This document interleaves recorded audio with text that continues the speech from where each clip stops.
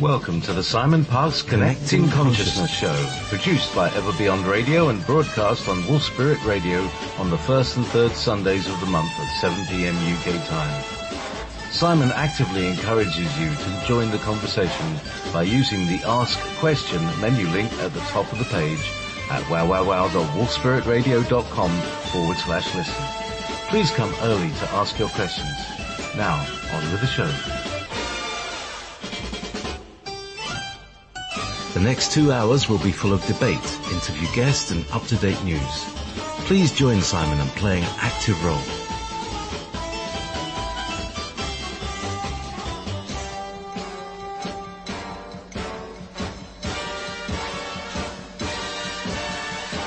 Connecting Consciousness Show. You're listening to Wolf Spirit Radio. Good evening, ladies and gentlemen. It is the 5th of March, 2017. Thought I'd get that in there. If you're listening on Studio 9 Jam, great. If you're listening on Wolf Spirit Radio, great. If you're listening on Ever Beyond Radio, fantastic. If you're listening on Haggish Shack, Cosmic Reality, if you're listening on YouTube, and this isn't Studio 9 Jam or Simon Parkes' official thing, then go to Studio 9 Jam, because that's where the real action is, and you won't get all these adverts. Right, and I think that's me as far as the anti-piracy clauses. Simon Parkes, good evening, how are you? Good evening, JP. I'm fine. Were you playing the end credits then, just for a second? Yeah, it went on for, it's a playlist, so it just stepped from one to the other. I thought that was the shortest radio show I'd ever done. Absolutely. You could go home now. Yes, I could, and I won't. Don't go home until the job's done. That's right. That's for many of us. Right, let's crack on. It's lovely to be back, with the wonderful listeners and yourself. Right, I'm going to just go through a few bits which are quite important, I think. And a couple of people actually have emailed or texted me in with stuff which, interestingly enough, I was going to come on air with. So I sort of said to somebody, well, just wait and then listen to the radio show and you'll get your answer. So then we all get it at the same time, don't we? So yeah, that's a good idea. If you get any questions during the week, stack them up, and we can do exactly. Well, I thought I'd do that. One of the questions, which is this ongoing thing about Antarctica. Remember that just before the holiday Christmas break, Vice President, very very popular astronaut, and the Pope all visited, because it was considered that whatever was going to come out of Antarctica would change the status quo in terms of the religion, the economy, the political situation. And then, of course, Donald Trump was elected, and whatever deals had been struck with the old administration, didn't hold true. So they had to do a bit of a dance to see what was going to happen. Now, what's interesting is that Lockheed Martin, who are a very, very high-end designer, supplier, a corporate entity for military technology, have been put a call out for workers, subcontractors, to go to Antarctica. Now that's really important, because they are looking to start to take apart certain pieces of equipment they found, and Lockheed Martin have got the contract to start removing exotic technologies from Antarctica and bring them back to America.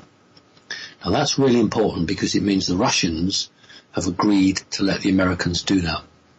And that's only because Putin and Trump at least have a dialogue where they would never have done with the previous administration. So Lockheed Martin are looking for contractors to go to Antarctica. That's a really important point. About Antarctica, the British newspapers, which are at the moment leading the forefront for disclosure, ran an article on Antarctica saying, look, what is this thing that's been found in Antarctica? It's appeared on Google Earth. NASA have taken pictures, and it appears to be, some people call it a pyramid, some people call it a big disc.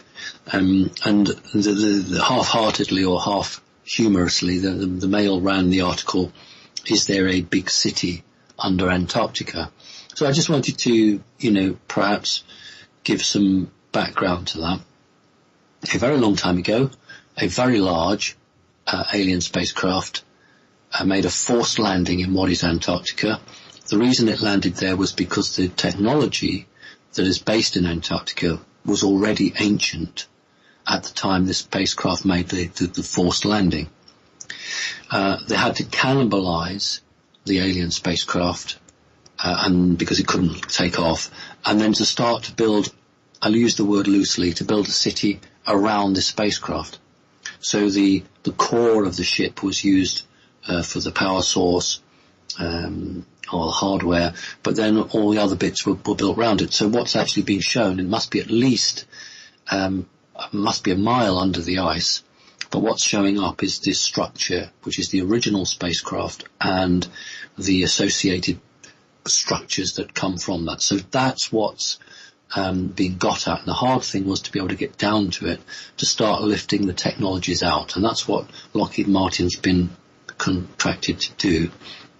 Now, if anybody sticks their resume or their CV into Lockheed Martin, they're not likely to get a job there. There will be people who already have contracts with the military. So that's one thing. The other one I want to talk about, because it's going to be all over the place today, there's so much happening. Part of America did get a bit deluged with the Orville Dam, which is in California. They need a bit of rain in parts of California, but they got a load of water when the dam went. Well, California, of course, is always associated with the gold rush, and there's huge amounts of water stripped away the surface rock, and lo and behold, they found gold. So there's a mini gold rush in California now. And somebody who I know very well, we're having a little chat, and it actually reminded me that this dam is called the Orville or the Oville Dam, depending on how you pronounce it, the Orville Dam.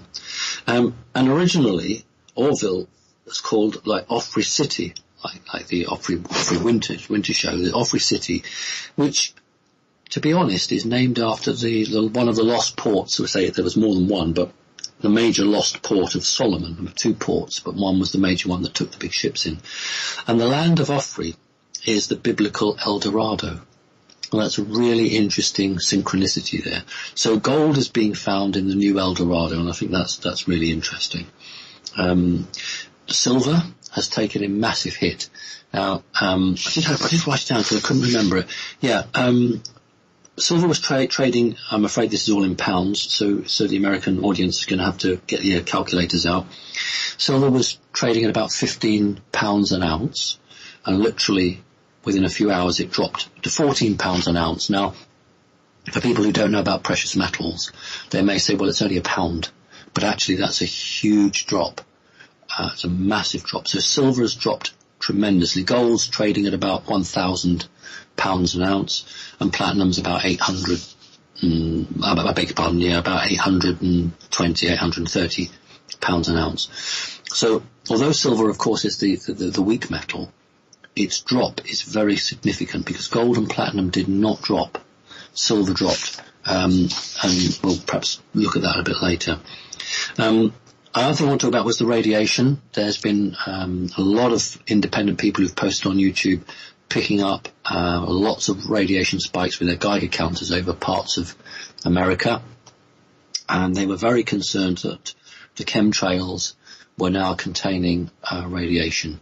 That's not what's happened. I wanted to reassure people that, as far as I'm aware, the evils are not doing that. This is an iodine or an iodine-based material. It goes in the atmosphere. When it rains, it comes down.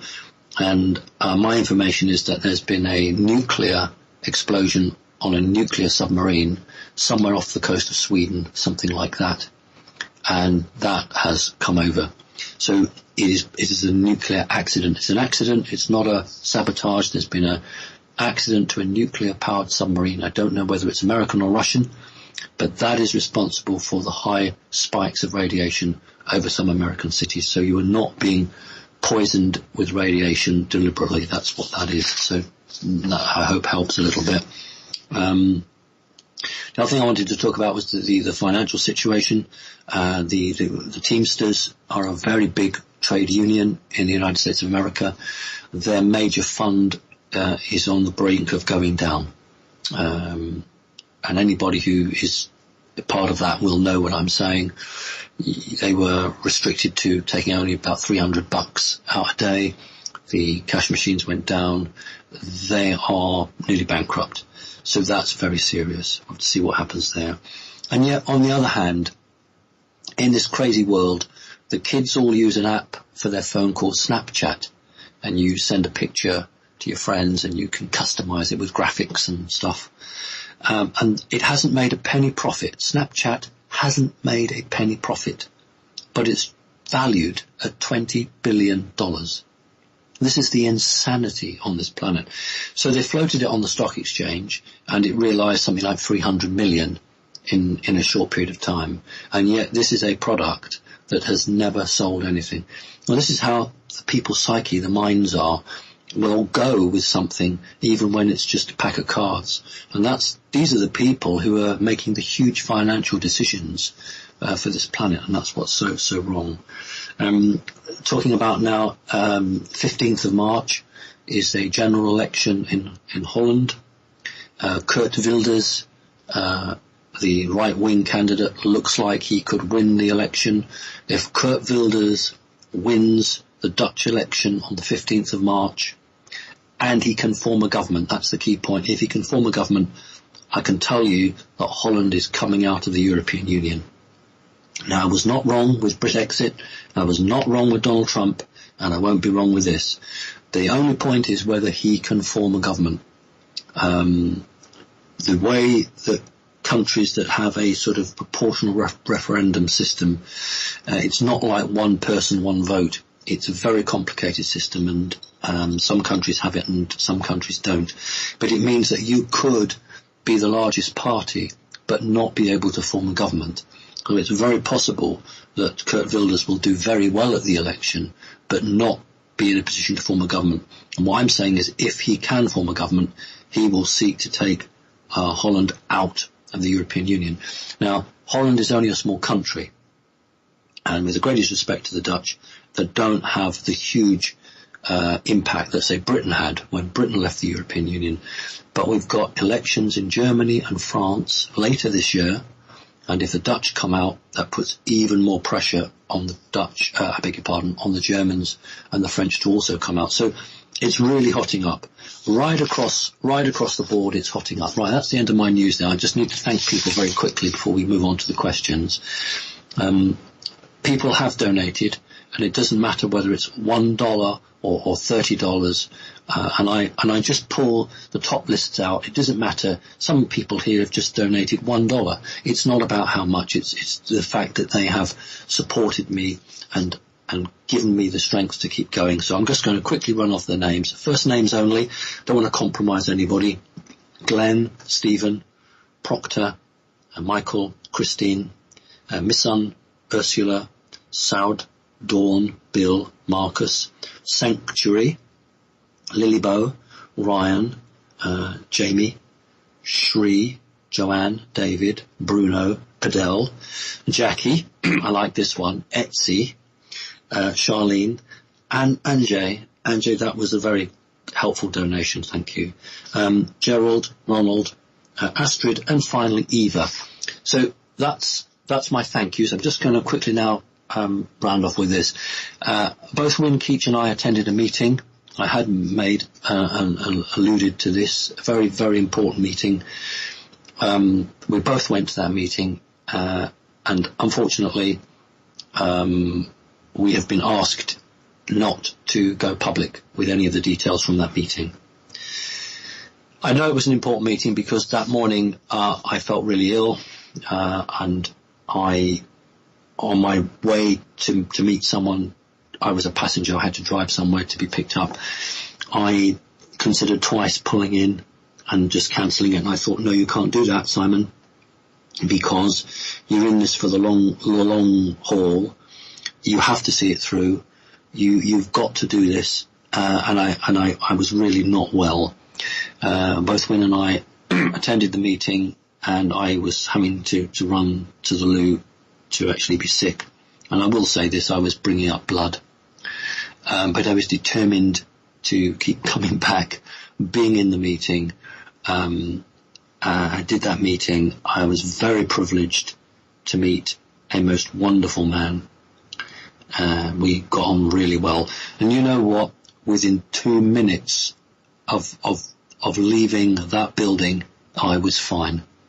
So the attack was purely aimed at me at that meeting, and I was not going to crack. I was not going to give in, and I did that meeting. And I'm really proud that I didn't buckle and give up.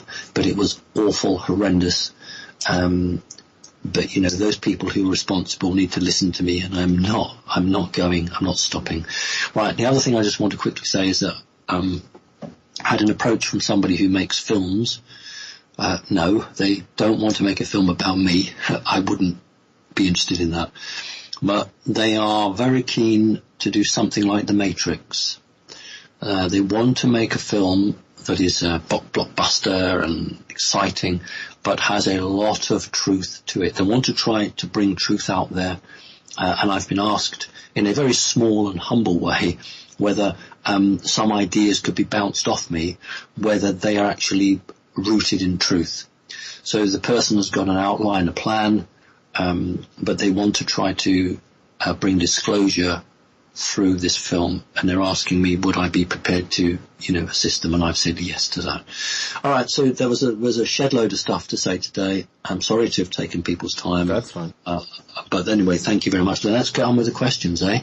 Yes, indeed. Well, you remember last week I was having a bit of trouble getting the questions, and something in the website kind of got a bit, let me say, constipated, let's say. And so I've had to, I've replaced the mechanism by which you make a question. And so the behavior is slightly different when you hit the send question button. You come back to the chat room. That's normal. It's fine. And thank you for everybody who's attended. There we go. I think something just happened on my screen. I think the listener report server has crashed. Anyway, meanwhile, everything's good. We're all good. Well. So, Simon, we have a nice, huge pile of questions today. I mean, it's massive. Ever since I started. So I have a very, now where's that? All right. Okay. So starting early with, Sonia from Germany. Hello, Simon and JP. From a spiritual point of view, what is the reason for the birth of identical twins, and how are their souls related to each other? And what could be the reason for one twin being born dead and the other twin surviving? Thank you. Right. Well, obviously the last part of that question is very sad. When, not to be confused with twin flame or soulmate, when one, for want of a better word, one entity decides that it wishes to experience separately. In other words, in not in all cases, but in many cases, one living creature wishes to become male and female, but wishes to divide, or at least wishes to divide. So you could be two females or two males, because the will or the intent to do something is so great that it needs two physical outlets, two methods to do that. So twins are often the same soul that is divided. And I don't go for all the doctor's biology. That, as far as I'm concerned, is why they look identical, why they act identical, not in all cases, but in many cases, why they are telepathic. And unfortunately, that is why the evil people go for twins, and from MK Ultra, through the Masonics, through the Satanists, have always targeted twins, because twins will have something that others don't have, which is this psychic connection with each other, which means they've developed the psychic gifts very early, and then they're abducted and taken onto military programs. They use their psychic abilities elsewhere. Now then, the hard question actually is, why does one die and one doesn't? I haven't seen any statistics So I don't know what the proportion of one twin dying is in relation to deaths per live births. Where a mother has more than one child, but they're not twins. So I don't know whether that's more than normal or less. What I can say is that when energies are contained, they can be sometimes so huge that something can go wrong. Also, if souls are going to incarnate on the planet to do a job of work, and something alerts something, I can only just say that there is a trap or there's something going to happen, then that can happen. And obviously there's also the standard biological reason that there may be a biological disease or something wrong why the mother can't have that. So I don't know whether the loss of a twin is above average or below average because I haven't seen the statistics. So that's a bit difficult for me to answer. But I hope the first part of the answer was a good one for you. Thank you. Yes, indeed. So, question from Pam at Pam. The question, dear Simon, can you tell us who is in control of WikiLeaks now, and where is Julian Assange? Right. The American intelligence is in charge of WikiLeaks. Not the Russians, not Julian Assange, unfortunately, or fortunately, depending how you view it. No, it is the American intelligence network. But oddly enough, it is an element of the NSA and the CIA who are electronically controlling it. Remember that the NSA have the computing power to do anything over the planet. So you couldn't really do anything unless the NSA were behind you or supporting you. So from the electronic standpoint, it is the NSA. From the controlling part, it's split. Part of the CIA was against WikiLeaks because they were acting under orders of Clinton, and another group of the CIA were supporting the FBI. For the listeners who perhaps haven't caught it, one member of the CIA and one member of the FBI both referred to Hillary Clinton as the Antichrist. Now, that's a fact. That's been reported in the established newspapers. Now, that means that there were sizable groups in both the FBI and the CIA who were dead against the Clintons.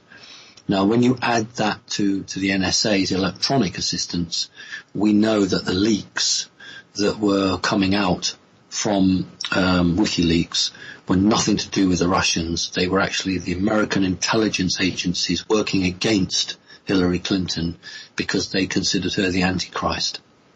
So, it may be that Donald Trump is not your favorite dinner, but compared to what else was on the table at the time, thank goodness the American people went for the dinner that was the most acceptable.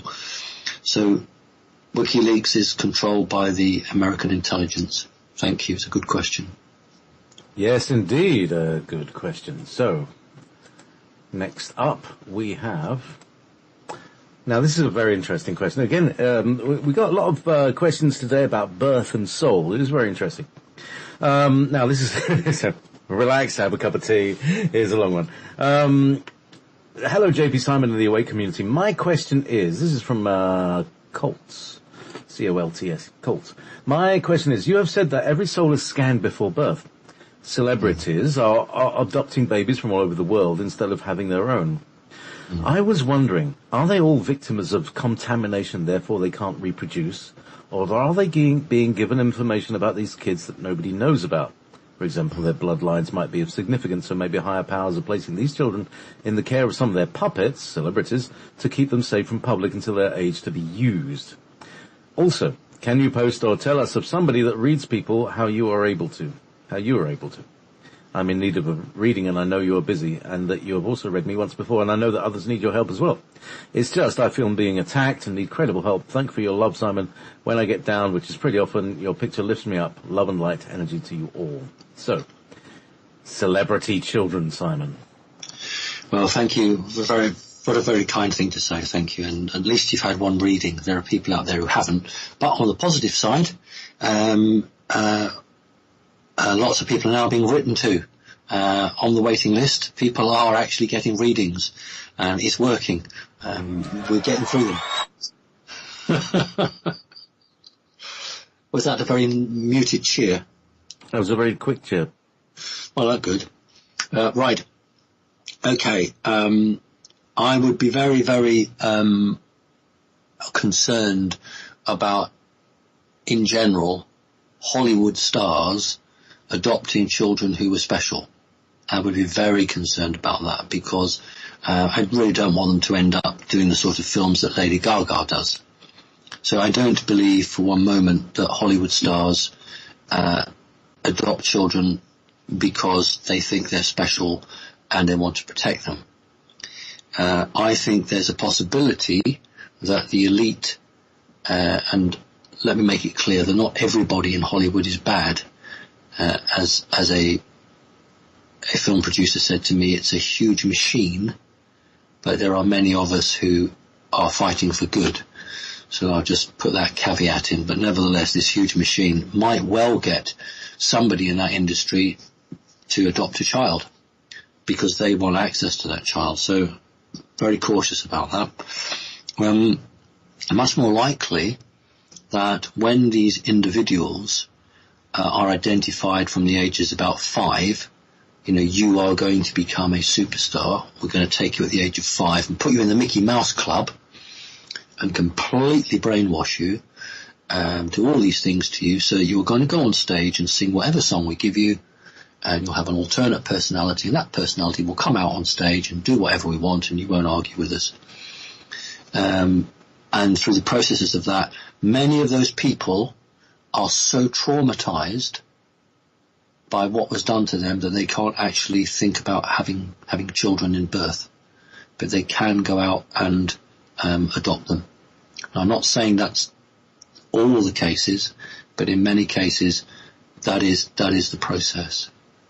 Many people in that industry feel that they are tainted or their genetics are damaged, and they feel that if they have a child, then whatever happened to them may happen to their children, and they, in the name of God, don't want that to happen to their children, what happened to them. So by adopting, the bloodline is broken, it's changed, it's got nothing to do with them biologically, therefore they know that whatever happened to them will not happen to those children. And there are other cases where the female cannot have a child for whatever reason, so they adopt. So that's the question there. Was there anything else with that? No, I think that's about it for that one. There are more questions about birth later. It's a very interesting subject. Yeah. Okay, on to the aforementioned mutual friend of ours, Win. Dear Simon, can you give us an update on Win's barter application, and can we donate to the project? This is from Miriam. Right. We had a plan, Win and I, but the elites have tried to thwart us from raising up the right sort of capital for it. Okay, so what we've done is we've come up with a reduced plan, and we got some funding from some individuals, but what we're going to do is go and crowdsource it. Two reasons for that. One reason is that it means that individuals can actually have a share in this thing. And secondly, it's very difficult for the elite to target thousands of people. If everybody puts a pound or a dollar in, and there's thousands of people that do that, they can't do that. But if there's one investor, then they can easily sit on that investor and frighten that investor off. But they can't do it if it's crowdsourcing. So we are definitely going to go down the crowdsourcing route. As soon as that's up and running, we'll have a promotional video explaining what it is and what the benefits are for people who donate. Then I will, on this radio show, tell everyone it's gone live. There'll also be, I suppose Win will go around and do his thing, but we will advertise that. So yes, there will be a real opportunity for people to get behind a project that, if it can get off the ground, will absolutely change for the better the course of history on this planet. Now that, of course, sounds a huge thing to say. And no, I haven't been on the gin or the bourbon. This really has the opportunity, and the problem for the elite is that half of them want it to go ahead and half of them don't, the usual story. The reason they want it to go ahead is if the economy crashes, ordinary people and small businesses would be able to use this cell phone, mobile phone app to actually survive and to keep going. The only people who don't want what Win and I are developing are the corporations. They're not interested. They see it as a threat. But individual people, small little businesses, this is a lifesaver for them. We're not going to go on too much about it, but basically, yes, we're going to go down the crowdfunding route. I hope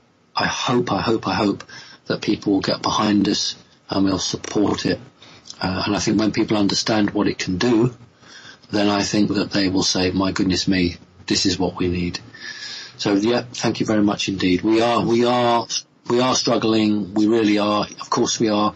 You know what? If this was another trick by the evil people, if we were all part of that, we'd already have the money.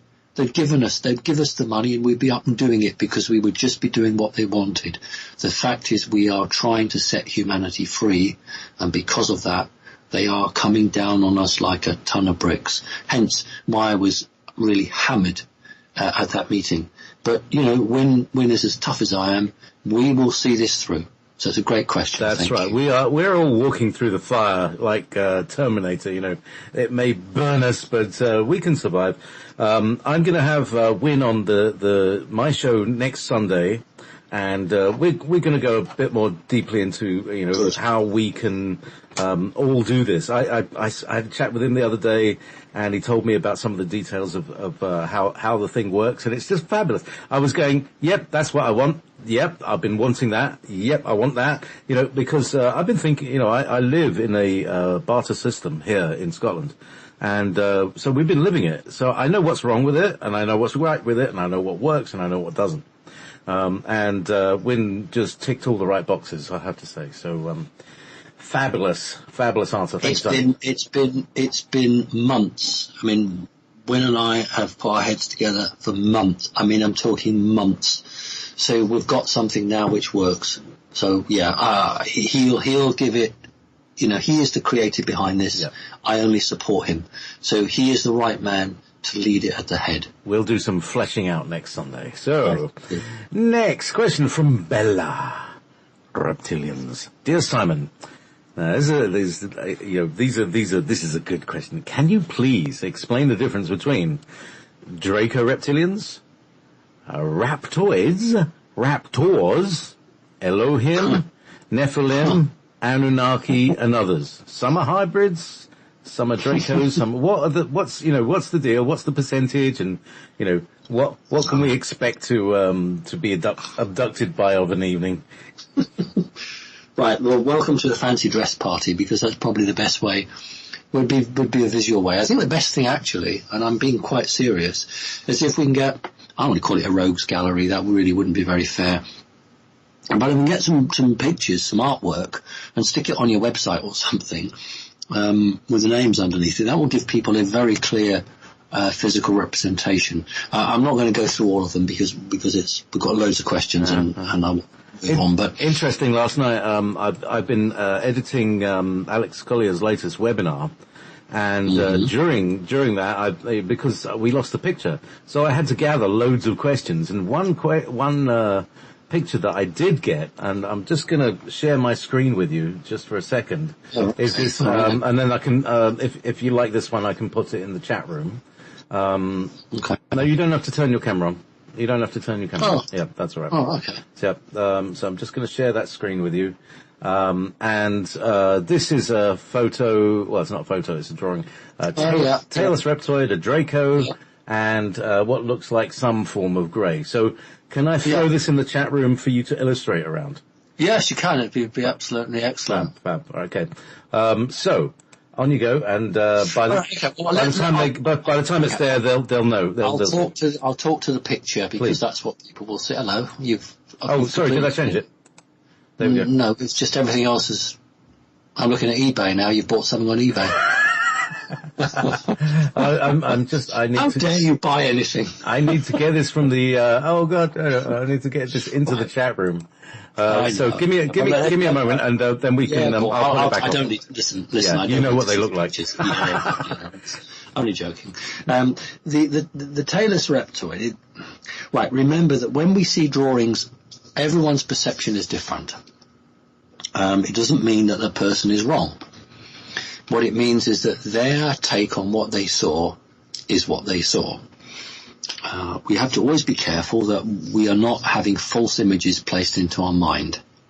But that said, the Talus reptoid is a non-royal reptilian. And the drawing that you've put up there does not look to me like the soldier rep that I understand. What you look as if you've got there is a native reptilian. Now, shocking as it may be, there is a native group of reptilians that live under the earth. They are fairly benign to humanity. They do not come onto the surface, and if humans go down, they are sometimes killed or sometimes just thrown back out again. But it is a we wish to be left alone type of environment. The reason I'm saying that looks to me like that one, because this is much more human-like. The thin waist, the type of the arms, the legs are all very, very sort of humanoid, which means they've grown up under the same gravity as we have. And that's to bear that in mind. The Draco, that is not my representation of a Draco. For me, that is not accurate. A Draco is a royal reptilian. So first of all, the colour's wrong. Dracos are white. That's why we have racism on this planet. That is why when the first Adamu were designed and created, they were black-skinned and they dug the gold out of South Africa.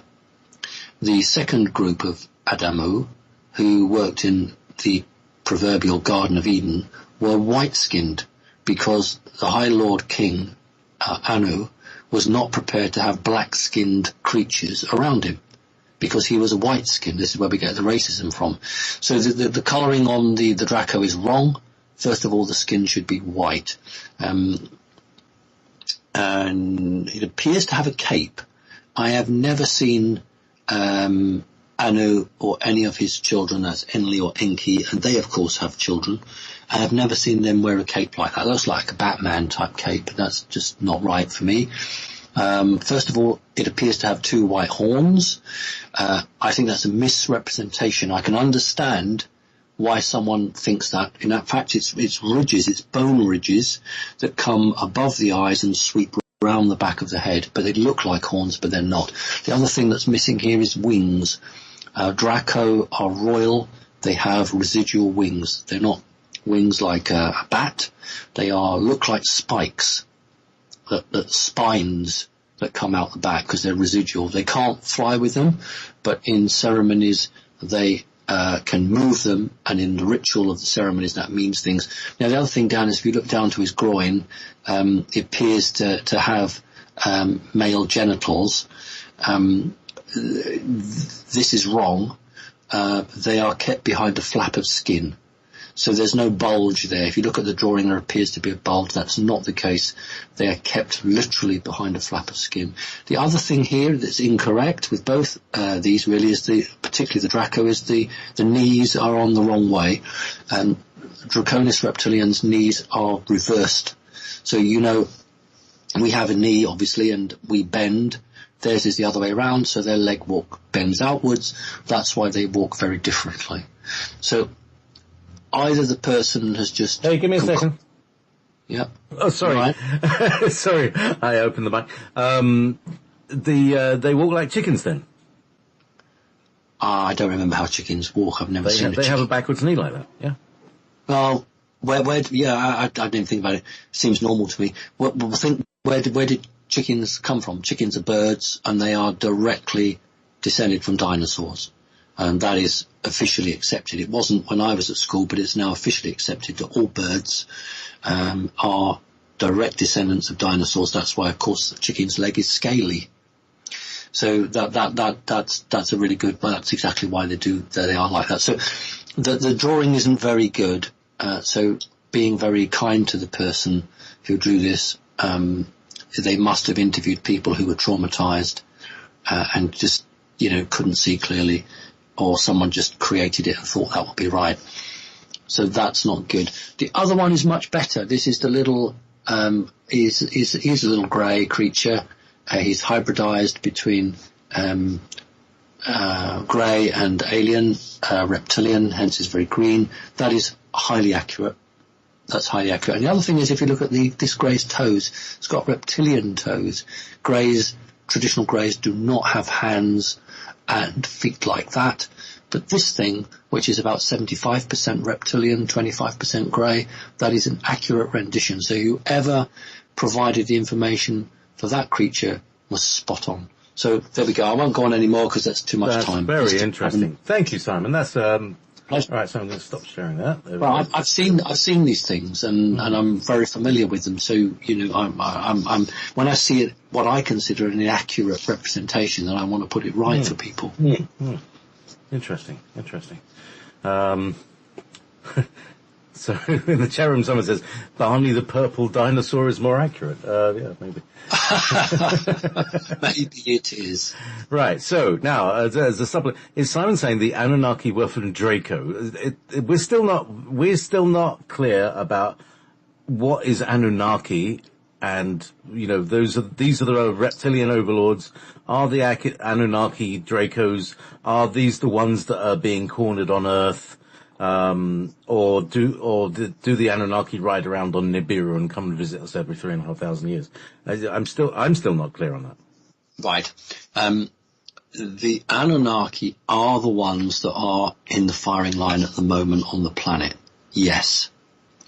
It is the descendants of the Anunnaki who are the real wielders of power on planet Earth. And they are the individuals that certain organizations are trying to target and take out. So we are reading on the internet about certain people being got at. That is accurate. The Anunnaki, in the true sense of the word, arrived here about 6,000 years ago. But the term Anunnaki is a specific term for a hybridization of a group of human-like creatures and reptilian creatures. And they can trace a direct lineage back to hybridization between those of the Orion Empire and the Cyrus or Sirius Confederation. So if you think about Anu and Enlil and Enki, this was a union match between the Orion Empire and Cyrus or Sirius. That is why the Great Pyramid at Giza, the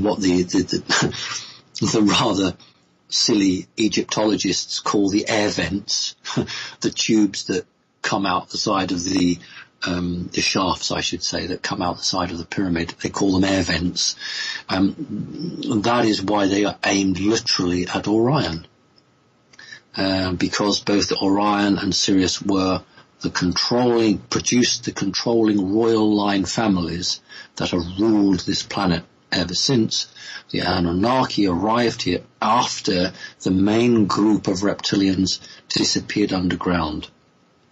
When humanity reached a population level that it could no longer be overtly controlled, the reptilians did a runner and went underground and proceeded to control humanity covertly. When the Anunnaki arrived, they set themselves up above planet, and there was a power struggle in terms of who runs what and where. And in the end, the Anunnaki ran the banks, the politicians, Not the military, actually. Very interesting. They found it very hard to infiltrate the military. They did it to a lesser extent.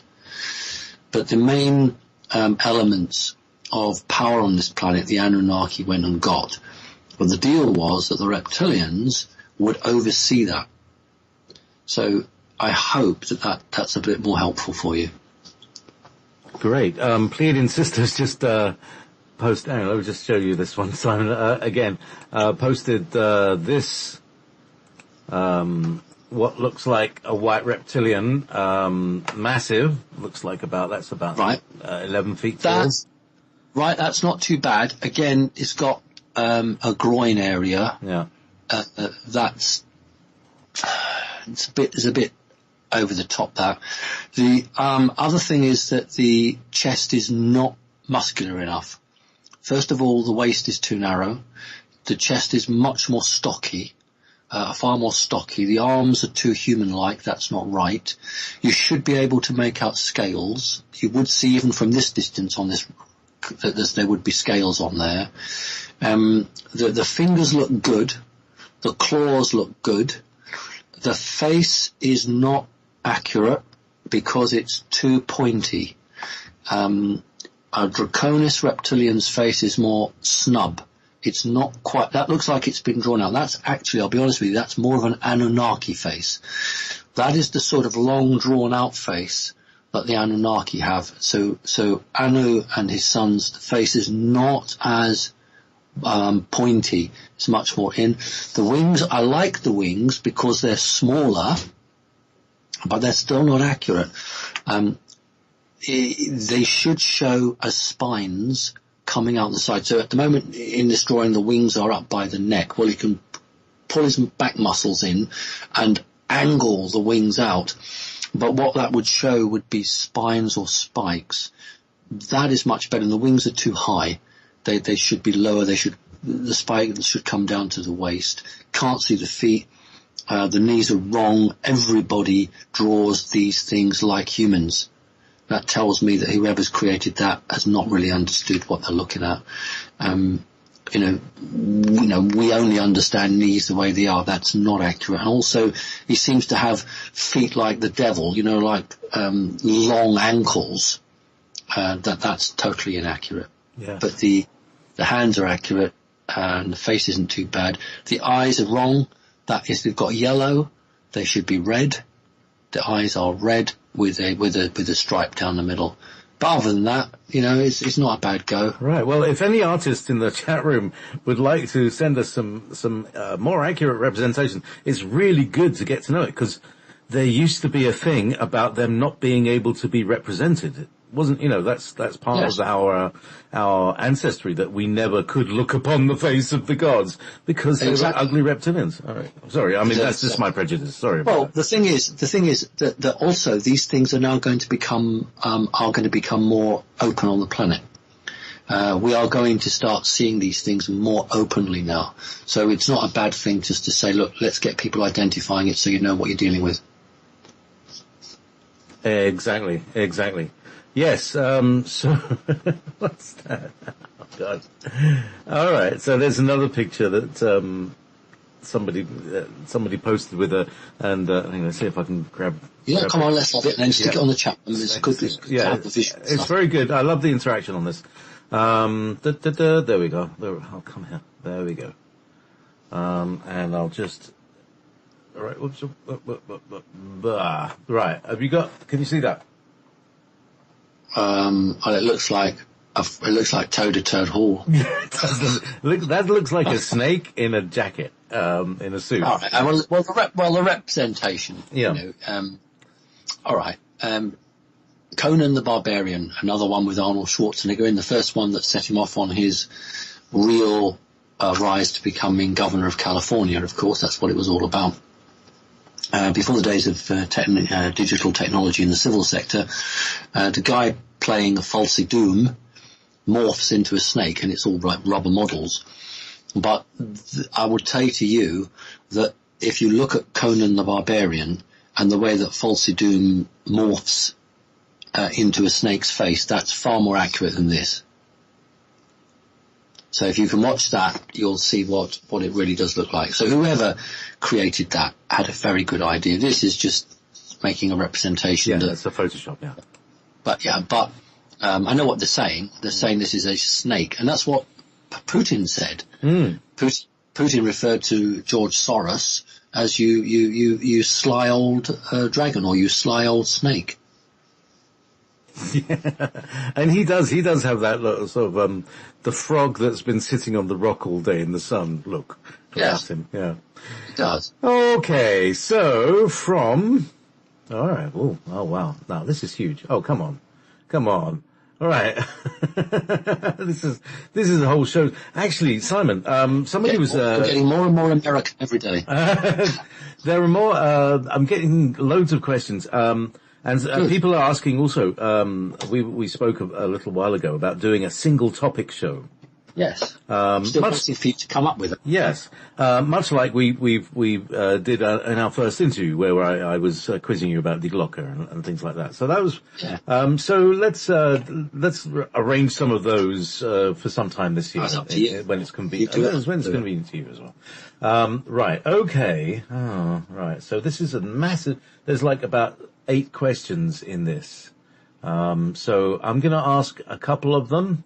You asked too much. So, Martin, so I'm going to just, choose one. Hey, Simon, give me a number between 1 and 6. 7. 5, 6. No, there's only 6 questions. You know, 3 and 6. 3. Yes, okay. I know. 3 and 6. All right. Okay, so question 3. Question regarding the coming of the Anunnaki. As Simon, Max Spears, David Icke and others confirm that Anunnaki and their fractions are negative and also reptilian.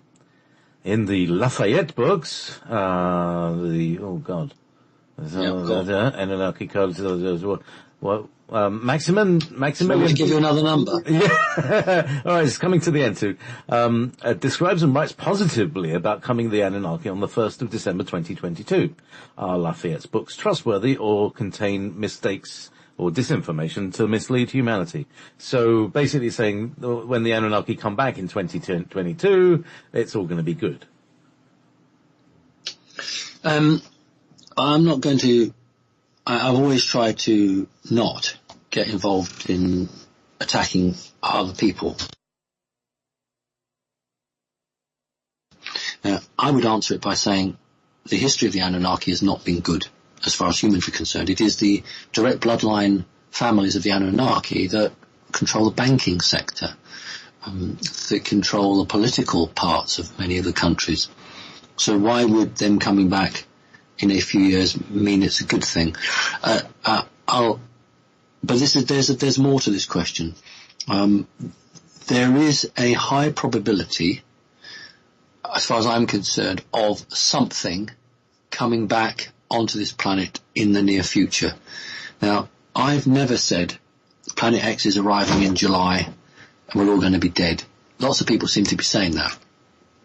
Or August or June, and then June comes along and then they push it through the next month, and that doesn't happen, so they give it another month, and in the end you stop listening, don't you? But I do believe that there is something that it is in the solar system on hold at the moment that will come through. And so does the Vatican.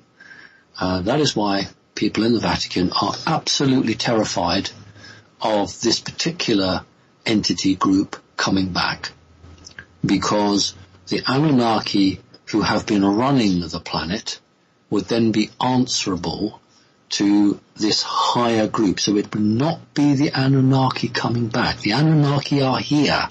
They are the ones running and have done since the Pharaohs and Sumeria.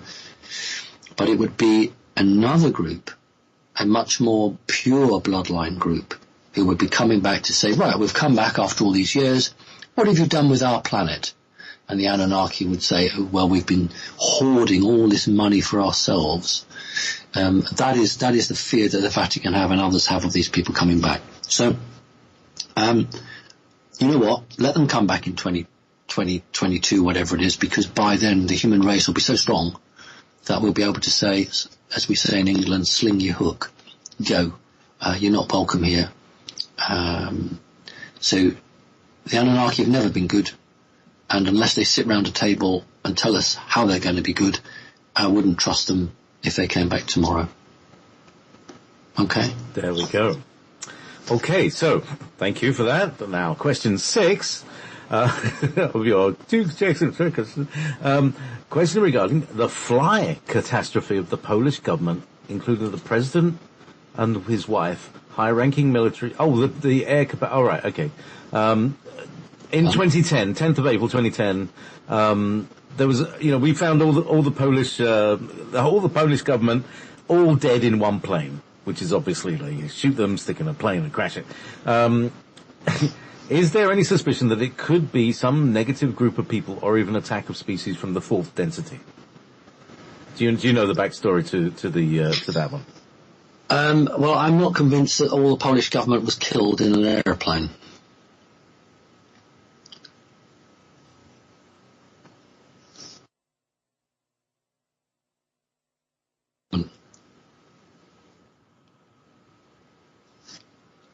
Okay. That's it. What I'm saying is, on this planet, one of the easiest ways to get rid of people is either in an auto crash, car crashes, or airplane crashes. And over the last, not so much this year or last year, but for the previous 3 to 4 years, we had a whole spate of airplanes, passenger airliners disappearing or crashing.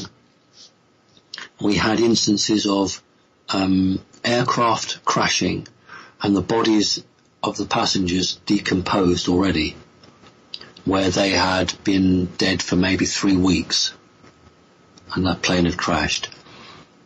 We've had groups of scientists suddenly disappear, airlines with those groups of scientists. This is nothing new.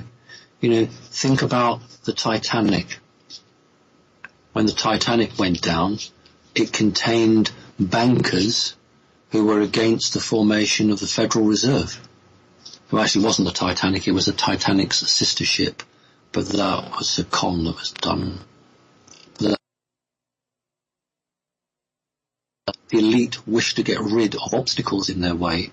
They will do that. JFK was one man, and they got rid of him because he was in their way. The Titanic sister ship went down. There were bankers who were against some of the big names and certainly didn't want the Federal Reserve formed.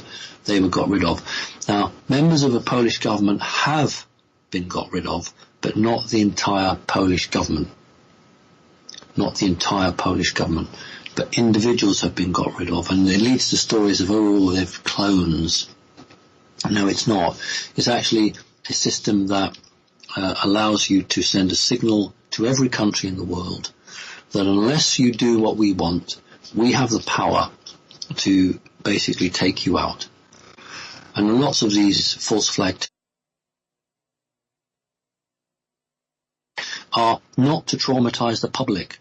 This is misunderstood. They're there to put pressure on the government that terrorist attack takes place in, and the biggest example is Australia. There was an attack in Australia, there's an attack in Pakistan, there's an attack in India. It is to put pressure on the government and say, this is what we can do at a parliament building or a university. If you don't want this on your doorstep every other week, then you do what we want you to do. Sometimes the terrorist attacks are to destabilize the people. So, we want to blame the Muslims or blame this group or that group. That's to bring that hatred and fear up. But most false flags are to put pressure on government. So the reason I reacted was not the entire Polish government. I mean, I know Poland's not as big as Great Britain, but the government of Britain is hundreds of people. Hundreds. It's not just the Prime Minister and someone else. A government is hundreds of people, and hundreds of people in Poland weren't killed. All right, no, that was just my, I kind of summarized it in saying right, all of those. That wasn't the question, so. Right, I'm very literal, and if whatever's read out to me, I will respond to whatever's read out to me. Okay, so listen, I'm going to read something out to you, Simon, because, this is a question, it's not really a question, but may I please share? This is, his name is, in fact, John Barry, which is, the name of one of the orchestra leaders from the 1960s who did the Danger Man theme, I'm pretty sure. Anyway, this is not about that either. it's a kind of, I'm going to put a piece of music on after this, but just listen to this.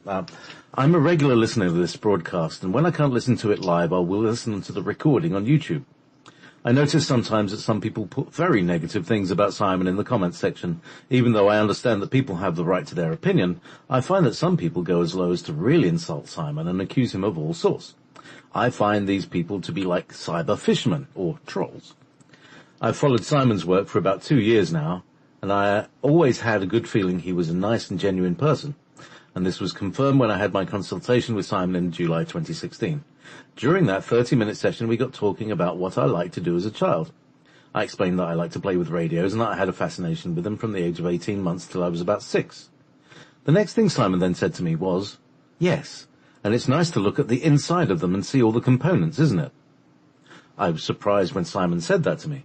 He actually knew, without me having to say anything about it, that I liked to take radios apart back then, just so I could see what the inside looked like. If Simon based his readings on, quote, educated guesses, unquote, he would have said something like, yes, and you like to throw those radios about, didn't you? And as this is what most toddlers do when you give them something, bless them. The point of me sharing this story is that I can assure all the cyber fishermen, trolls, out there that Simon knows what he's talking about. And if what Simon or anyone else in the alternative media says doesn't resonate with you, then please find something that does. And don't waste time writing horrible things about people you seem to know very little about. Thank you, Simon, JP, and all the listeners. Be blessed. Well, that's very kind. I have to be very honest and say I don't remember that particular gentleman, which is a shame. I don't remember everything like that. I do have a psychic gift, a psychic ability, and I use it. I think that the creator of Danger Man was something like Edmund or Eamon Ashley. Yeah, and Edmund Astley. That's Astley. He may even be related to Rick Astley. You never know. Right. Rick Astley is the famous, you're never gonna give you up kind of guy. Anyhow. Right. Cup of tea time. And, I pulled out this one. Do you remember Dire Straits from the 1970s? Sultans of Swing. Oh, lovely. Okay, we're back. Sorry, Simon. I just gave you a big blast of feedback there during the time before my amplifier switched off and the microphone cut in. There we go. Well, there was Sultans of Swing from Dire Straits. Any insights over your tea making? Yes. Good. Somebody's just sent me a very helpful message saying that the white Draco, that we have the graphic there, which is in that building, looking down on that guy, was from Corey Good. And I like, if people have got any time, there's a very recent interview with Corey Good, and there seems to be a disagreement occur with the panel. I haven't seen it. I've only been told it by 3 different people who've said that Corey Good was saying that he thought that disclosure should be over a 10-year period, and other members of the panel were sort of up in arms saying, no, disclosure should be now. So I'd like people to have a look at that. If that is Corey Good's drawing, then it's not very accurate. So I'm just surprised. I mean, it may not be Corey Good. That's what someone's just sent me a message saying. I think that's from his website. All right. You know what it looks like? It looks like something out of a video game.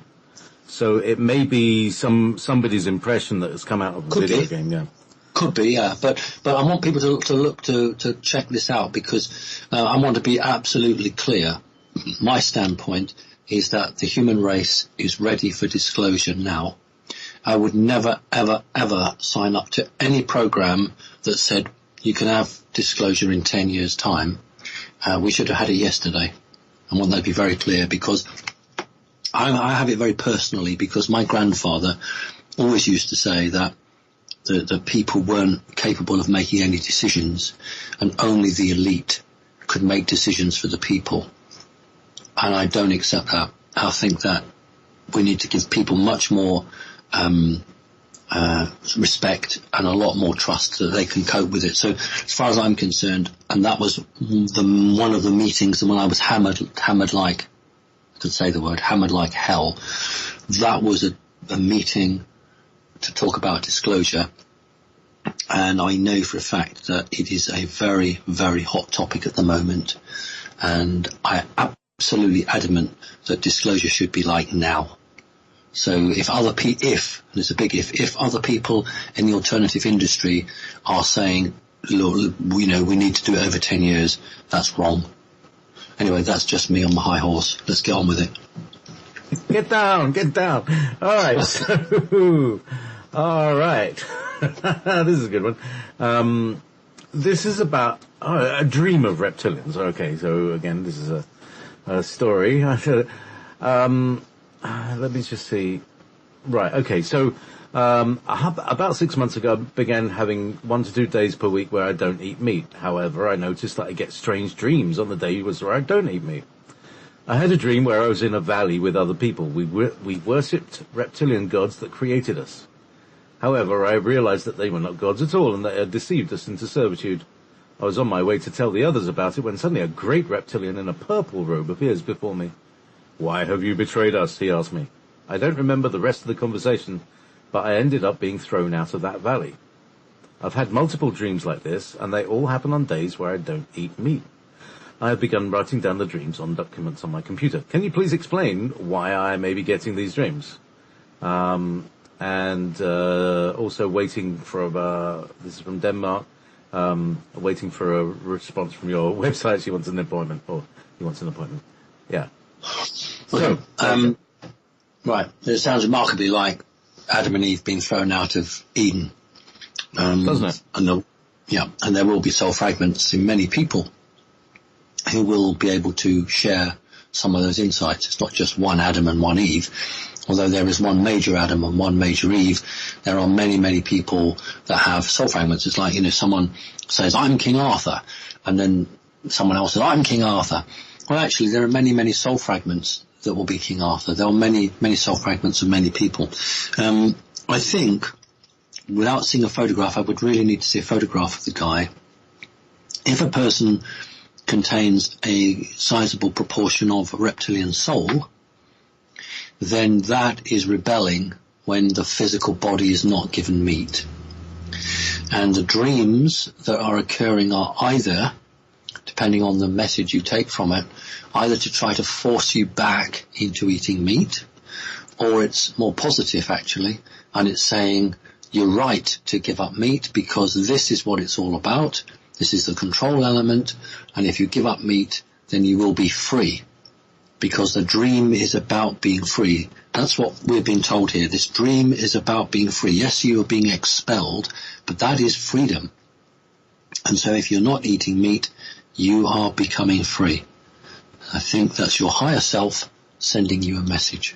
So positive. I'm sorry that you haven't got through. Please send another email. Because we are picking up now all of the new emails that arrive, and we are going back through the old ones. So it's worth your while pushing in again. Thank you. Fabulous.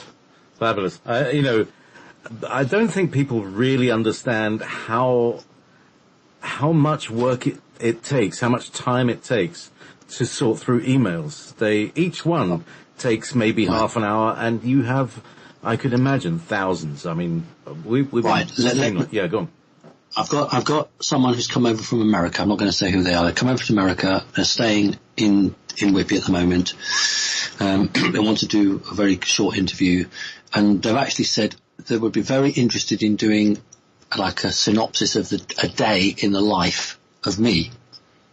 And at first I thought, no, I don't want anything to do with that because that's just like, I'm not into it. But I thought actually it would give people an indication of what happens. First of all, from the email point of view, when somebody sends an email saying I'd like an appointment, an email goes back saying, yeah, okay, fine, and an appointment time given. Now, if that person's in California, then that's sort of 7, 8, 9 hours difference. So first of all, there's a problem. So no, that doesn't work for me. So another email comes back. Okay, well, how about this? What day can you do? This is the slot we've got available. So one person may take 3 emails to get booked. I get a lot of emails, and I'm really glad I do from one perspective, but I'm not a big machine. I'm not lots and lots of people. I'm not one of these great, American, on the alternative industry who've got lots of people around them. I don't have that. I have a very small group of people who really give out of their love to help.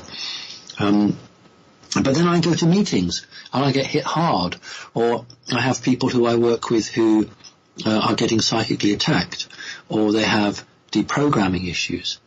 I'm going to share something with everybody. No names, because I protect all of my clients, but I'm going to give an example here. A number of years ago, and I will do this because I think there's a lot of people who don't understand what I do.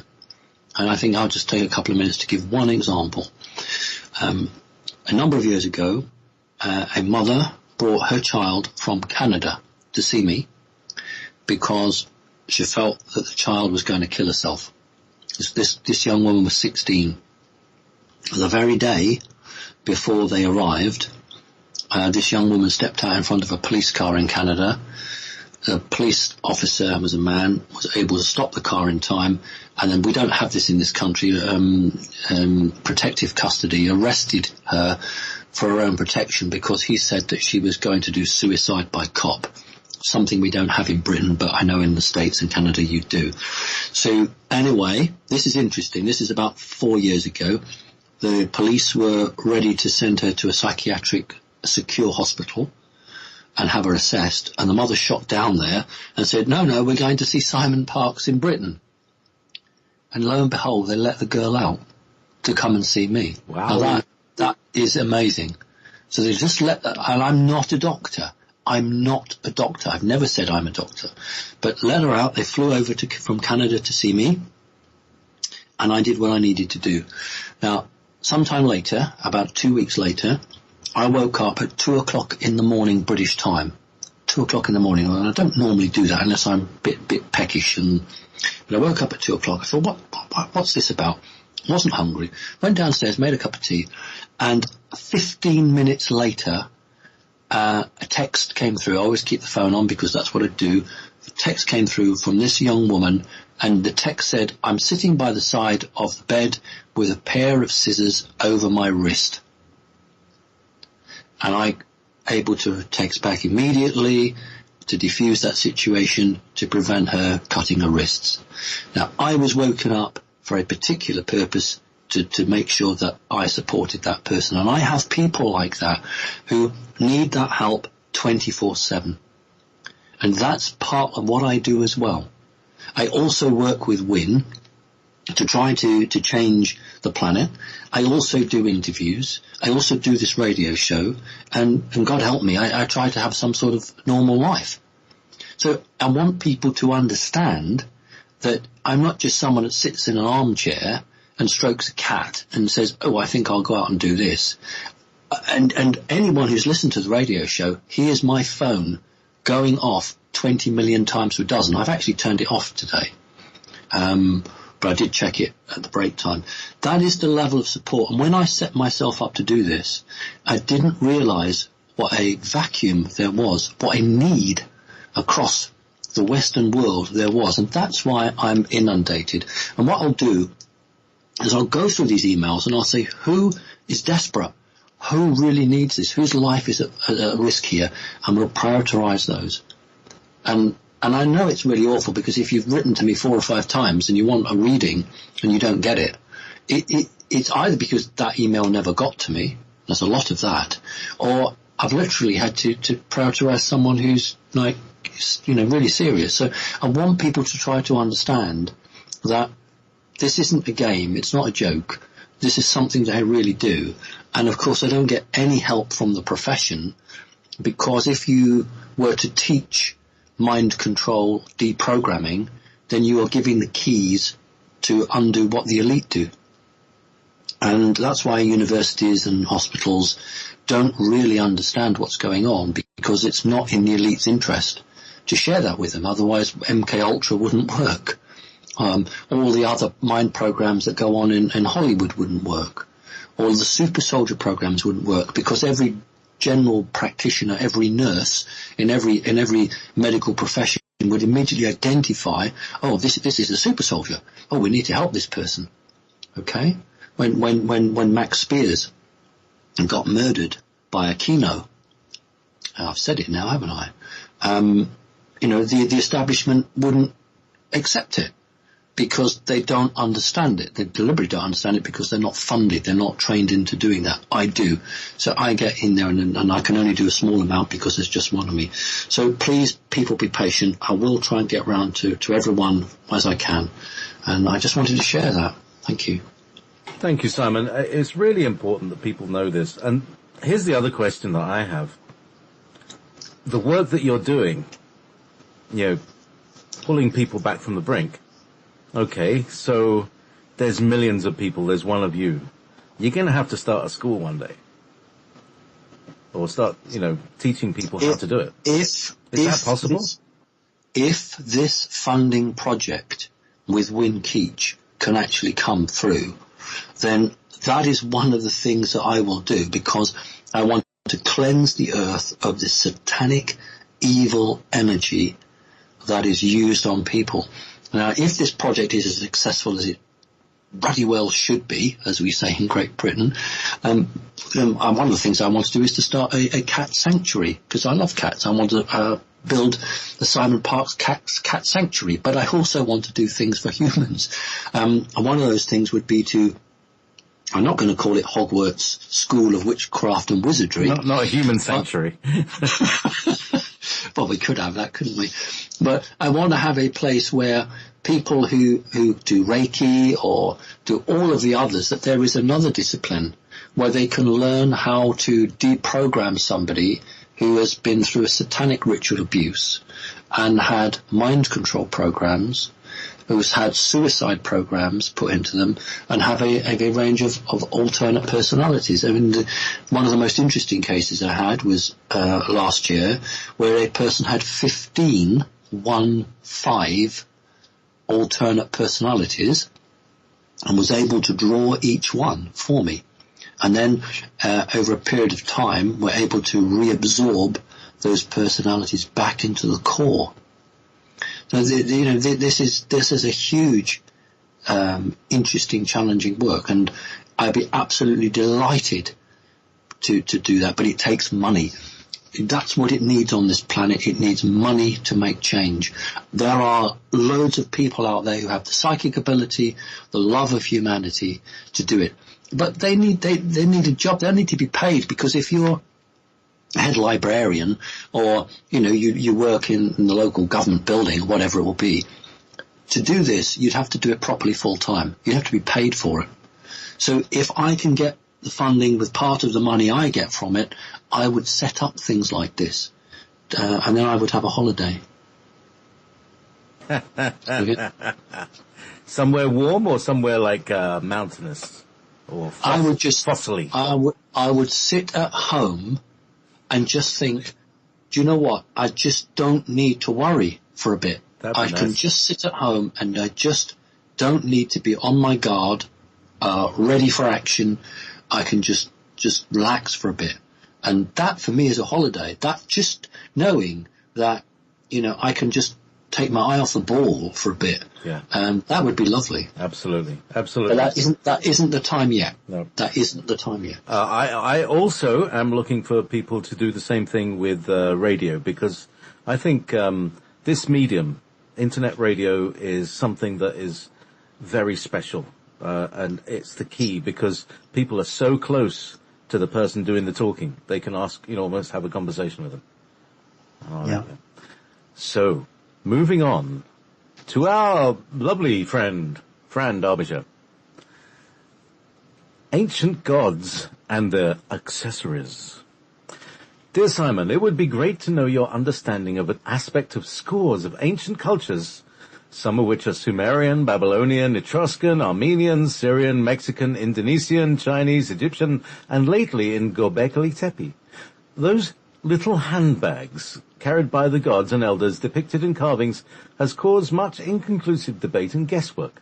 Please enlighten us as to what they are and why are they depicted worldwide. Thank you for JP and Simon for this great show. Thank you for your sincerity in spreading the truth. And this, again, is personally one of my what the hell questions, is because they also have a watch thing something that's on their wrist that looks like a watch with 12 segments.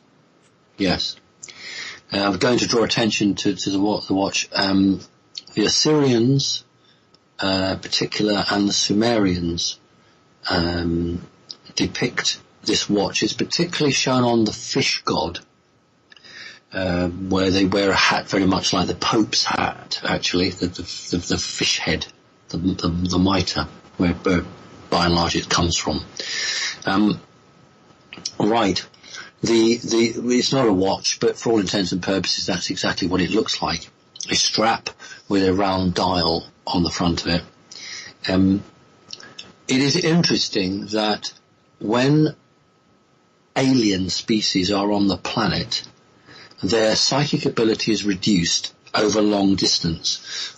If you have a real solid 3D grey in your room, it won't have any problem in psychically connecting with you. But over a distance, they lose their power because they're in a third density. The watch device is part of a mechanism that allows psychic communication at longer distances. So it's a sort of mobile phone, but you don't talk into the watch. You don't, lift your wrist and talk into it. That's its main purpose, but like many things that are cleverly designed, it had other functions as well, but its main function was to boost communications for that individual, and only royalty had that. The reason for it is that technology was at an absolute premium. We talked about Antarctica, where they had to cannibalize the spacecraft to get the pieces out of it. That is why the pyramid is built out of stone, because they had to use the materials to hand and the slaves to build these things, and they had the concept because they were from another planet, but they did not have access to large amounts of advanced technology. They only had what they could salvage out of the spacecraft. The other thing is what looks like handbags. It's very interesting because that's exactly what they look like. They're power sources. The bags are like little Ark of the Covenants. They are power sources, and they became ritualized. And so somebody who has a professorship would say that, that these were symbols of their royalty, or et cetera, et cetera. No, they weren't. They really did have things around their wrist, and they really did carry these things in their hand, because these things were so important to them that they didn't put them down, because they couldn't just go back to HQ and say, oh, I've lost it, give us another one, because there isn't another one. We are trapped on this planet. We've had to cannibalize out of this craft what we have, and we've only got a limited amount. So they are very precious to them, and it's very much like when the spacecraft crashed at Roswell. The Greys that were not all dead were found clasping, some people call them the Orion box. I call it the Orion cube. And they were holding these cubes very close to their chest, and these cubes had the ability for time, morphing time. Now we call it a handbag, that these Assyrians and other cultures had, were power sources, and because of that, there wasn't unlimited power, but any device you attached to it had enough power to do something. So it was their life support system. They were literally carrying their life support system around in the bag. So I hope that's helpful to you. Good question. Yes, indeed. Great question, because I've been wondering about this many years. And of course, yeah, it makes sense that you'd carry your battery pack around with you and you wouldn't let go because it's the most precious thing. Do you know what the technology was? What how many volts they got out of that thing, and what they could run with it? Or is that too technical for you? Well, it probably is too technical for me. But more volts than they got out of the Baghdad battery. Which still hasn't been found, still been stolen, and probably in some rich banker's personal museum. It didn't work in the same sense that on this planet as we understand, and you know much more than I do, the way electricity currents were much more of a Tesla wave. The way their current works, it wasn't like AC/DC, it was a very different system. But I can probably equate it by saying, what could it power? That's probably a better way for exactly. me, for us to understand. Right. Let me think of something that if you plugged it in, for want of a better word, it would make it go. Right. It's not unlimited power. Imagine a diesel locomotive. Imagine a train with about, 20 carriages. It would have enough to push that along an upper hill. So it's not unlimited power, but it's power that would sustain that individual if an emergency occurred. So if you used it wisely, you would have enough power to broadcast anywhere. If you had a weapon, it would charge that weapon probably for weeks. You could create a personal force field. Excuse me. You could power medical equipment. But it's not unlimited power. So I hope that helps.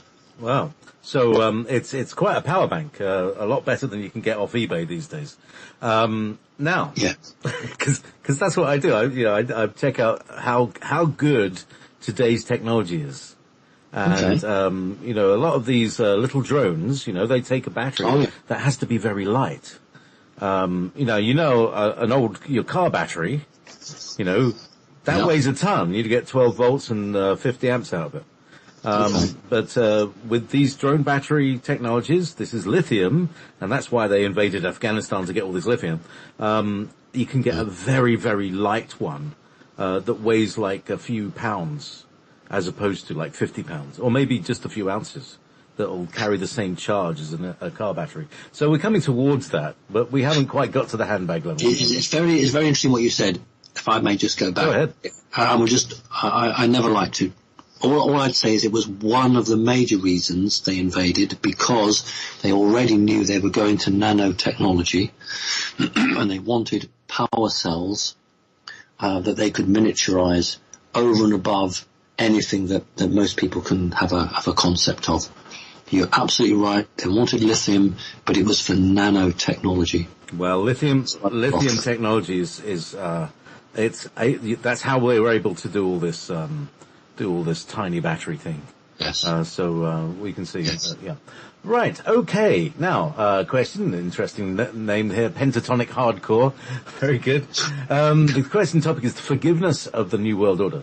Do you feel, Simon, that a last-minute repentance of the elite will bring them into the fifth dimension with the rest of humanity, and we're obligated to forgive them for the thousands of years of misery that they're responsible for?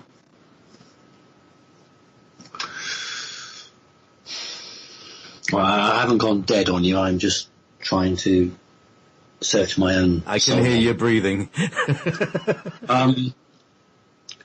Right. If somebody said, I repent,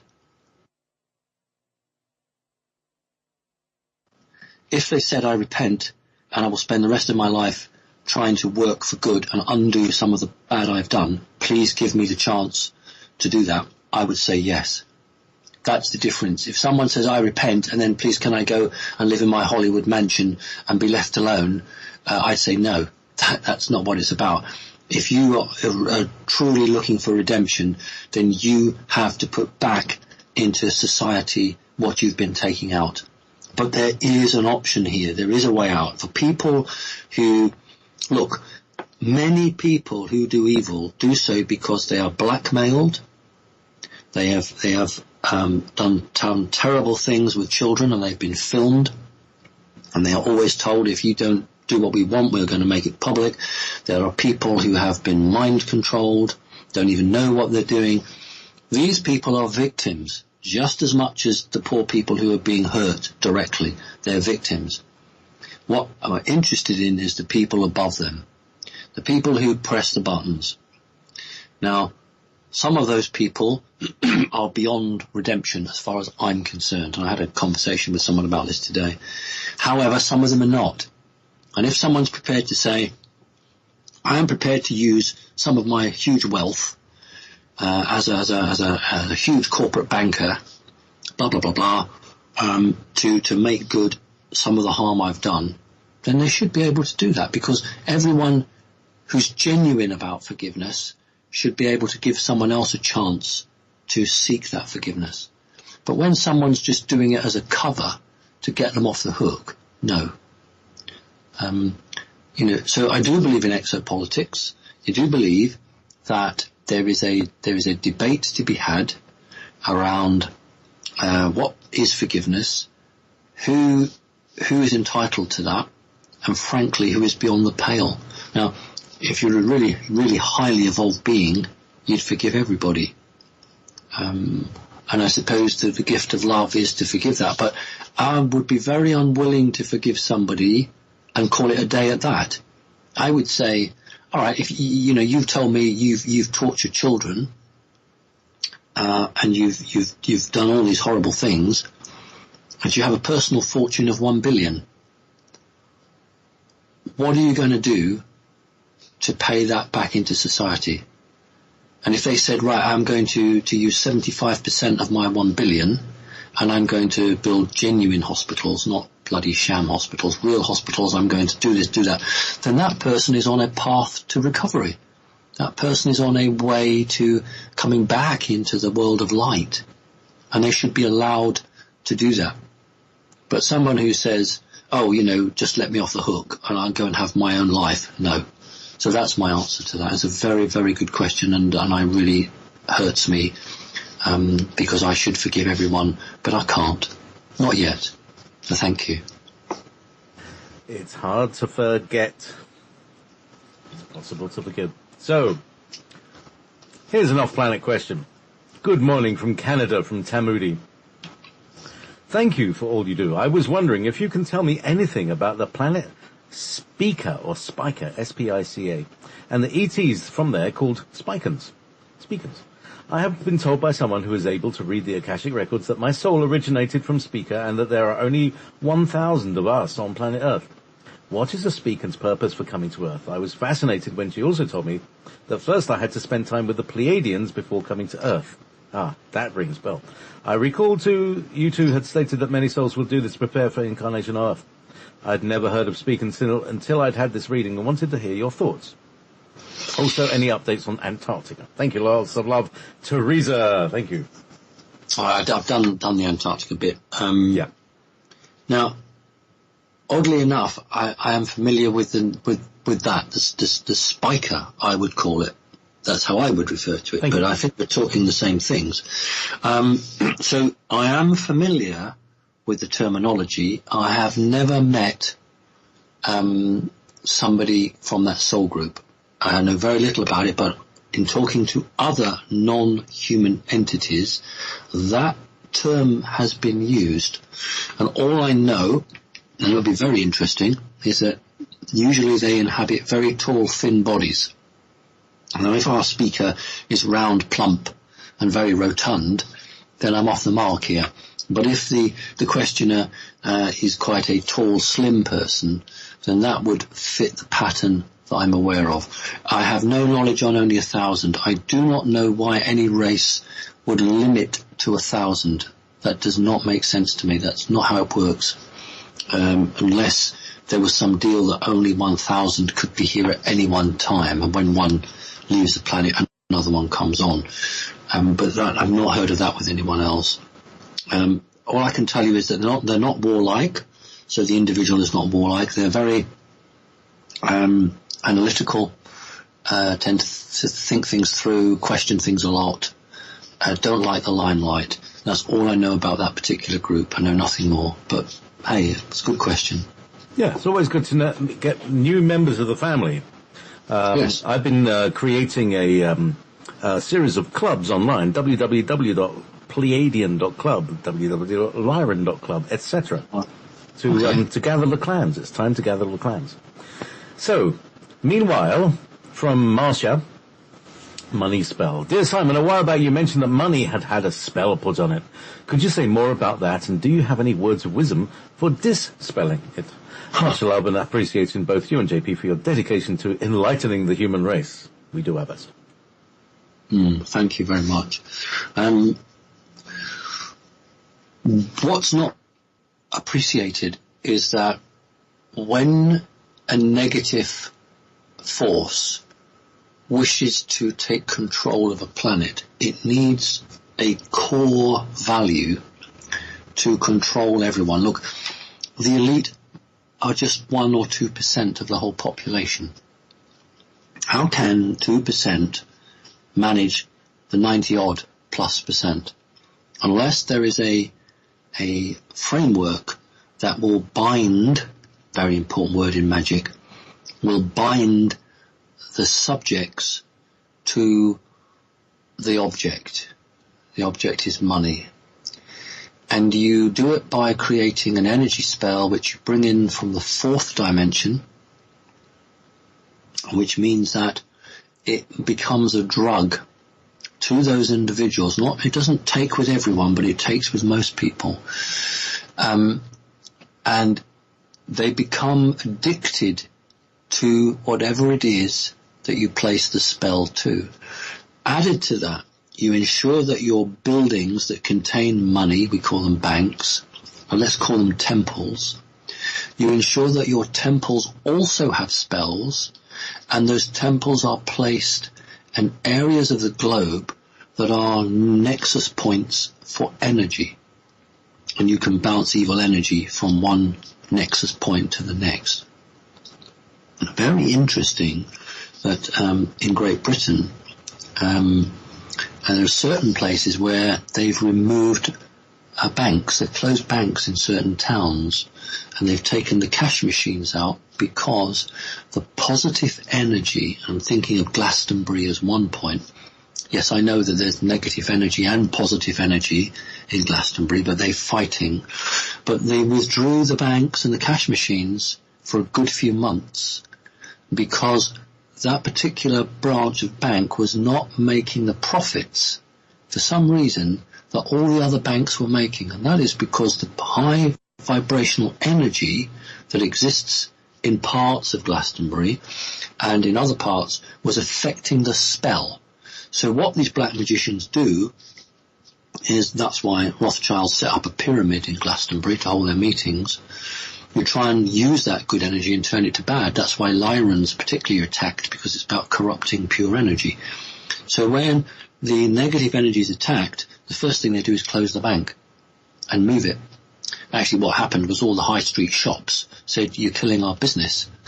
Because tourists are coming here and can't get any money out of the hole in the wall, so they had to bring the damn thing back.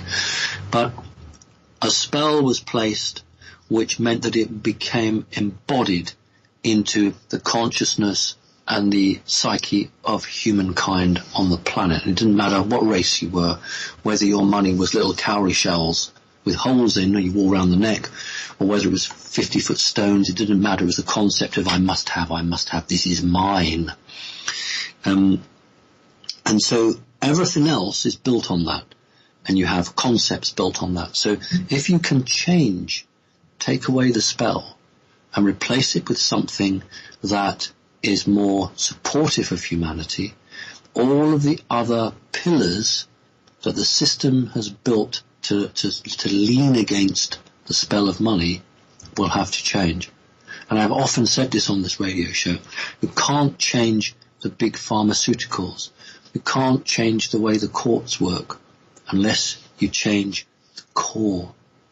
That's why the spell was placed on it, because these people were incredibly clever. I get cross when people, try and make fun of them. They were brilliantly clever. They were crazy and evil, but they were brilliant. They were, psychopathically brilliant. And they decided that if they controlled money and human race was locked into that, every other aspect would be controlled. And that's how 2% of the population can control 98% of the population, because everyone is too scared to resist, because they fear they have no money. That's what the spell is. And the question was, how do we break that? I'll tell you how you break it. When we go for crowdsourcing, then you can find £1 or $1 and you can support us, because that is the only way we're going to break this. If I did a group, connecting consciousness meditation, would not be strong enough to break this spell, because you have to understand this spell has been projected from off planet. It's not just linked here, it's coming in from one of the planets in the solar system. It's very, very complex. Damn good question, thank you. Did I ever tell you I used to build pyramids in Glastonbury? So you're Mr. Rothschild, are you? No, I'm the other guy. I was working with the other people, the White Lodge, and yes, I have heard of somebody who was busy at 3 o'clock in the morning running around doing things. Is that you? Could well be. I don't know. I met the mother of my future children. Then it was very good. Okay. Anyway, so meanwhile, let's say, all right. So serious question. Missing people. This is from Gallivan, Simon. Gallivan. Okay. Congratulations for making this program happen. It is regularly fascinating, sometimes a little challenging, but totally unmissable. Thank you both. Okay. If credible, the FBI states that out of the 250,000 American citizens that are annually abducted or reported as missing, 30,000 are never found. This 30,000 figure represents 0.009% of the entire US population. That's 1/100 of 1%. This percentage of the world population, 7.5 billion, represents 1,111,000 humans abducted each year and never ever found. My question, do you believe that these missing people can be attributed to alien abduction? And if so, is the truth-seeking movement devoting enough time to discussing this phenomenon? From Simon G. Right, how much time have we got? I'm being serious. Right. We've got, about 13 minutes. Okay. Right. Right, let me start off with this. It is now almost impossible deliberately to obtain accurate figures from any government about the number of missing children or persons. Even under freedom of information, they will refuse under the guise that they don't have that information or they can't coordinate the agencies. Up to about 5 or 6 years ago, you could legitimately get this from most governments, but many governments will not give you this. What's very, very telling is that the number of missing children specifically seems to be around the same percentage, whether it is America, Canada, Australia, or Great Britain. It is absolutely uncanny that the number missing is consistent in those countries. Now, why is that when the culture of those countries is remarkably different? No, this is not alien abduction. It is a combination of human military abduction and here's the bit that's very difficult, for experimentation. So numbers of children are taken and told, your family are dead and we are going to start you a new life on Mars or the Moon or somewhere like that. That's why that film Iron Sky, which I hope most people have seen now, was banned in Great Britain. When Iron Sky was released, it was not allowed to be shown in Britain, and the only way they got it, for people who don't know, in the River Thames divides London in half, the City of London. And we have a south bank, which is the south bank of the River Thames, and there's lots of fairs and craft shops. It's quite a vibrant, up and coming place. It has been for a number of years. And there was an alternative cinema that said it was going to screen Iron Sky for a week. It was sold out completely. It only showed 1.5 days before it came under pressure to close.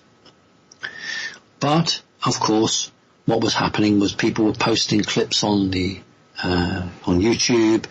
You could buy it from another country and have it posted in, so they had to release it, and it became quite a success. And for those who haven't seen it, it's about the Germans creating flying saucers, and at the end of the Second World War, they don't go to Antarctica in the film, they go to the moon. And it's just got full of kids, lots of children, schools, etc., and it just shows the life on there. It was too close to the truth, and that's why they tried to stop it. Children and adults are abducted regularly from nearly every country, specifically because those children are taken off planet, and a number are given over as food. Remember that children are considered,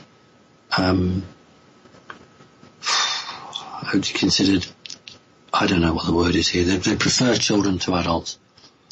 And that is why those figures are so accurate. And so many people who have gone and researched this absolutely accurately have ended up dead. Either as a, suicide, apparently, or a heart attack. And time and time again, that's happened. And what I think is quite shocking is that nearly every major Western country has a specific unit targeted to recovering dead children. And what they say is paedophilia, or what have you. And in this country, and I'm sure in America, there have been a number of high-profile cases where children have been taken and then cut up. And they'll say it's some crazed lunatic or what have you. There's a lot more to it than that. So this is when I said earlier about I can't forgive certain people. And those people that perpetrate that, I certainly couldn't forgive them. And it's an industry. I know I've spoken to Wynne and we've talked about the slave trade only sort of a few hundred years ago that both Britain and America were in. And what's absolutely staggering is that in Great Britain, there were within a few miles of the centre of London, 2,000 slave traders. These were incredibly wealthy men. Just 2,000 living within a few square miles of London. And between them, they owned 40% of the world's slaves. So London, unfortunately, is a focal point and has been for a long time for many activities. And that's why Jimmy Savile was British and not American. There is an evil, dark, satanic energy that runs through part of London and part of the group, and it has got to be cleansed out. So that's why I said how much time we got. I'll stop it there because I want to take some more questions. I do not want to end this show on that question. It's a damn good question. I had to cover it, but I want to end on a much more positive note. Thank you. Right, so a quick question about Anu, right? Are there two Anus? The father Anunnaki beings, Enlil and Enki, is Anu. Is their father the Alpha Draconian Lord you have referred to as Dad in the past? Or is this an Anunnaki king named after Anu the Draconian? I've come to the assumption that the so-called devil that makes deals with wannabe celebrities in Hollywood is reptilian. Is he one of the characters that we hear about, other than the deal with the devil scenario? Thank you, and God bless Glenn. So, yeah, good question. Who is the devil that people do a deal with? Right, okay. Well, this is the difference between Satan and Lucifer. And also Anu and, these other guys. Yes, but the way that the Vatican categorizes Satan and Lucifer is for them is very important. I don't think people understand it. Right, no. The deal that you would do in Hollywood to sell your soul is not to Anu or anybody like that. This is a demon who is part reptilian but is part demonic. Anu is not demonic. neither his sons. But there are energies that exist in the fourth dimension, and I'm not talking jinn, that are fourth dimensional, that are a reptilian creature, but are energy-based demonic, and these can possess people. This is the deal, this is the being, I should say, that those people would do a deal with. That is the creatures, not Anu. Right. There's only one Anu, or at least there is only one High Lord King, Enlil and Enki. Remember that Enki was the firstborn son and should have been the new Anu. He should have been the new High King. And then Enlil was born, but because Enlil was born of a half-sister, although he was second in line, he was more pure bloodline, and that is why in Assyria and in the Egyptian pharaohs, you made your sister pregnant, or you made your half-sister pregnant, because that was the only way that child was going to become a pharaoh. Now, in our society, it is incestuous and it's illegal to have sex with your brother or your sister. But in Anunnaki times and reptilian times, that was the only way that child could become an official leader. And that's why all these other ancient cultures all followed it, because they were all part of that same project of the Anunnaki. So you had the big battle and the continuing battle between Enlil and Enki. One was the lord of the space, the sky, and one was the lord of the terraforming of the earth. And then the Enki had two sons, I believe. I can't remember what Enlil had, two sons. And so everyone was fighting for what have you. But there is only one High Lord King at any one time. Anu actually wasn't particularly interested. His job, from his perspective, was to keep everyone fighting amongst themselves, because as long as they were fighting each other, they weren't coming after him for his throne. So the deal with the devil is not with Anu, it is with a half demonic, half reptilian entity that is the ability to go inside people. There's a particularly nasty creature to remove from somebody. So yeah, it's a very good question, thank you. Aha. And it was not the devil. Okay, now let's end on a high note. In fact, so high, the highest note of the frequency, violet, purple energy. Would you be so kind and talk about the violet light, violet flame, if you have any knowledge of Saint Germain also? Thank you so much. Much love for both of you. Thank you for a for a fun work. Must be an autocorrect. Hania from US, Chicago. So, okay, so violet, please. I'm not really big on the saints, Archangel Michael or Saint Jerome. I don't really, do much with them. I suppose I don't really understand that side of it. Violet, purple. Remember that the mantis or mantid robe is purple. The ancient Romans used to wear the purple robe. It was seen as the robe of divine ruling. Gods, the colour of the gods. Although their colour purple isn't the purple we have today, but that's by the by.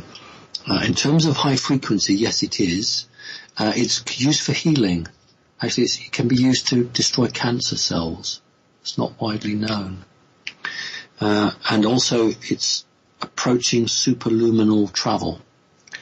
And because literally on a graph it is one of the highest points and shows the highest frequency, it is seen as the purest, and therefore it is just a symbol used and taken by a particular race that wanted to mark the fact that it was the top of the tree. So the purple colour is the colour that you associate on this planet with royalty. And it's just them taking the colour and using it. So it is very important. And, when we see in marketing the colour purple, it's very clever, because when you're looking at colours, you associate certain colours with certain things. And the obvious one is blue for a boy, pink for a girl, which is so mind-controlling, it's just disgusting. But, there's a particular, my favourite water that I buy from the supermarket has a purple top on it. and a purple band round the middle. And it is the company's most expensive water. I buy it because I know there's going to be no damn fluoride in it. And so purple is always seen as high end, and, you know, other colours are not. Think about a Monopoly board. The cheap property is brown. And this is in England, so you guys in the States, I'm sorry, I don't know, but in Britain it's Old Kent Road and Whitechapel, and that's all brown, dirt, the colour of earth, cheap. And then you come right round the board and we've got Park Lane and Mayfair, and they're this sort of mauvey purple colour. Sometimes in some boards they're sort of very dark blue, but they're usually mauve or purple. And it just shows you how it's embedded in everything that the system holds true. So it is based on science. So thank you for the question, and I guess we're out of time now, JP. We are indeed. Thank you very much, Simon. Any final thoughts? Yeah, this is an exciting time. We're here fighting for this, and there are so many things evolving, and I want people to keep their eyes open. I know we often say, look, we don't listen to the established news, we don't read the newspapers, but I actually think it's worth just keeping an eye, because they're cracking and we're beginning to have information coming out. And it's also good to know what these people are actually thinking. So if you have it with a guarded view, but try and keep your eye now on the ball, because 2017, everything is literally every morning now something is developing. It's a very exciting time, and we've got to go through this. I just can't wait to get out the other side. Let's just get out the other side, and then have the life that we all really should have. And, we just be happy. And looking forward to you sitting in your deck chair with your cup of tea and a bun. Thank you very much, Simon Parkes. Lovely, thank you. A bit of Frank Zappa with Purple Haze after this. Purple Haze, very good.